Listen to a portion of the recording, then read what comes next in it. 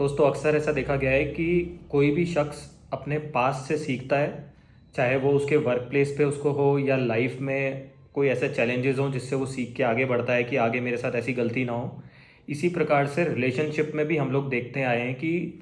बहुत बार होता है ना कि आपसे कोई इमोशनल डैमेज हो या कोई ईगो क्लैशेज हो जिससे आदमी कुछ ना कुछ एक लेसन लेता है लाइफ में और फिर आगे बढ़ता है। तो आज हम इस वीडियो में बात करेंगे कि इसका रेलेवेंस कैसे है, वो मैं आपको ये बताऊंगा कि शुक्र से 9th हाउस में जो भी प्लैनेट होगा या जो भी राशि होगी वहाँ पे, तो अक्सर ऐसा देखा गया है कि उस ग्रह से संबंधित कभी ना कभी इस शख्स ने अपने पास्ट लाइफ में या अपने पास्ट में कुछ ना कुछ ऐसा धोखा खाया होगा या कुछ चैलेंजेस मिले होंगे जिससे वो अब होता है ना कि बहुत फूक फूक के कदम रखेगा आगे एक सिस्टमैटिक वे में कि ऐसा अब मेरे साथ ना हो, उस प्रकार से मैं रिलेशनशिप में आगे बढ़ूं। तो नमस्कार दोस्तों, इस वीडियो को आगे बढ़ाते हैं। आप सबका स्वागत है डिवाइन इंस्पिरेशन चैनल पे। तो मैं एस्ट्रोलॉजर अमन गांधी आज आप लोगों को ये बताऊंगा कि शुक्र से 9th हाउस में जो भी प्लैनेट है उसके क्या सिग्निफिकेंस है हमारी अभी जो करंट रिलेशनशिप है, और पास्ट में ऐसा क्या हुआ होगा कि अब हम उस तरह से, एक होता है ना कि बहुत चैनलाइज अप्रोच रख रहे हैं अपनी रिलेशनशिप में। तो मान लीजिए किसी के शुक्र से 9th हाउस में चंद्रमा बैठा है, तो चंद्रमा मीन्स इमोशंस हो गए हमारे। तो कोई ना कोई इमोशनल एक ट्रॉमा ऐसे व्यक्ति के साथ कभी रिलेशनशिप में हुआ होगा, या एक होता है ना कि 9th हाउस हमारा बिलीफ सिस्टम होता है, हमारा धर्म भी होता है। तो कुछ ना कुछ ऐसा इमोशनल एक ट्रॉमा हुआ होगा रिलेशनशिप में जिसके कारण उसको लगता है कि मेरा जो भी पार्टनर है अब मुझे इमोशनली सपोर्ट करे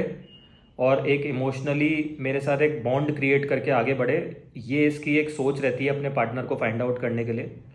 और बहुत से केसेस में ऐसा देखा गया है कि अगर ये चौथे घर में हो रहा है, मान लीजिए शुक्र से 9th हाउस में 4th हाउस आ गया किसी का, दैट मीन्स कि वो ऐसी कोशिश करेगा कि उसको कोई भी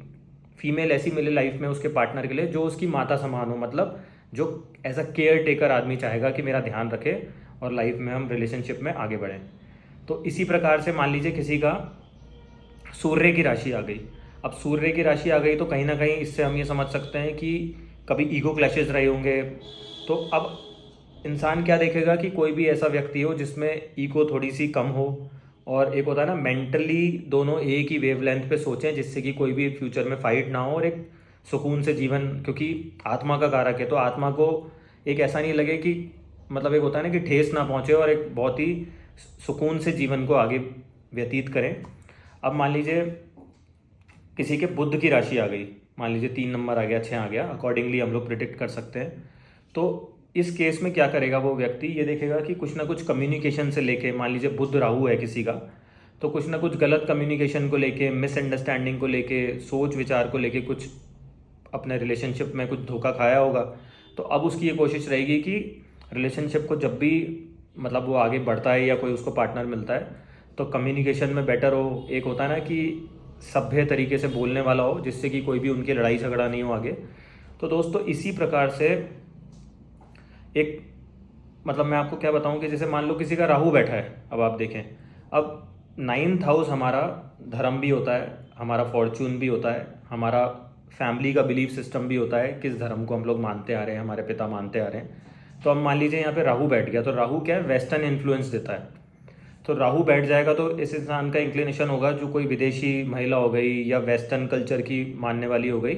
या कोई भी दूसरे रिलीजन का हो गया। तो ऐसी प्रोबेबिलिटी बहुत बार देखी गई है। ये एक स्नैपशॉट टेक्निक है जिसको आप यूज़ कर सकते हैं, और इस प्रकार से हम लोग किसी भी ग्रह से, जैसे मान लीजिए आपको अर्निंग के लिए देखना है, तो जो भी ग्रह की आपकी दशा रन कर रही है उससे 2nd हाउस को देख सकते हैं क्या चल रहा है। उसके लॉसेस को आपको फाइंड आउट करना है तो उससे आप 12th हाउस को देख सकते हैं।